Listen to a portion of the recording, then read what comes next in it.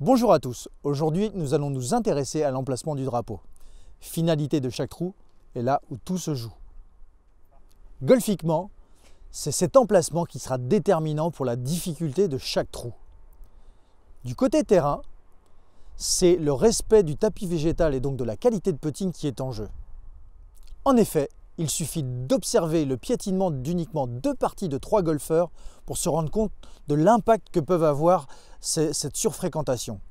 D'ailleurs, lorsque les trous ne sont pas changés très régulièrement, on peut observer ce genre de désagrément. Afin de modifier l'emplacement du drapeau, l'équipe terrain a à sa disposition un outil appelé le hole cutter. Hole cutter qui, pour la petite histoire, fut standardisé à un diamètre de 108 mm par le responsable de l'équipe d'entretien de Musselburgh en Écosse. Tout d'abord, il faut savoir qu'il n'y a aucune règle officielle, ni dans les rules USGA, ni dans les rules du Royal and Ancient. Il y a simplement des recommandations. Ces recommandations pourraient être appelées la triple règle de 3.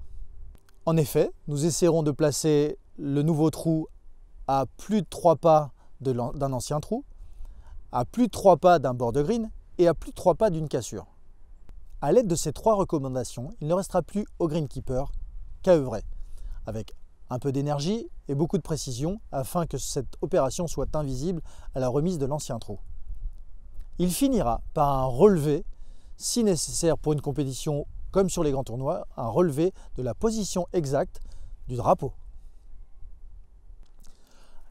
Alors nous l'avons vu, le changement de position de drapeau répond à 2 aspects, le golfique qui permet de varier la difficulté d'un trou, mais aussi la partie entretien pour respecter l'usure du tapis végétal.